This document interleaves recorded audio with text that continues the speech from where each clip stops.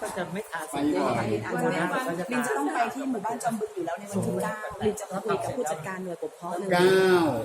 9เดือนนี้แหละค่ะอาจารย์ใช่ค่ะวันจันทร์ อาจารย์อ๋อกับอาจารย์เป็ดรับผิดชอบที่ดำเนินสะดวกอยู่ เดี๋ยวลินประสานผู้จัดการหน่วยปกครอง ดรอ๋อด วัน ร จั เป็ น ด ทร์อาจารย์ไปตอนไหน ลินมีบรรยายวันที่9ค่ะ อ๋อบรรยายวันที่ ค่ะ 9บรรยายนักศึกษา ใช่ค่ะเครือข่ายวันที่9เราก็มีอะไรเราจะเจอกันเป็นระยะซึ่งผู้จัดการหน่วยปกครองที่นั่นเนี่ย 9 หรือ 12เป็นลูกของอปทเนี่ยประชุม ว่าเราช่วยในส่วนของ ประชุมของอปทเนี่ย นี้ได้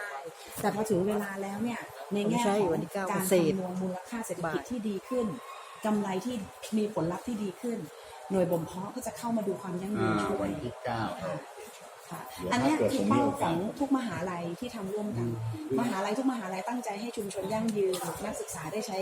ความรู้ที่เรียนจบเป้าหลักเพียงแต่ว่าเราอาจจะขาดเรื่องเงินทุน เดี๋ยวถ้าผมผ่าน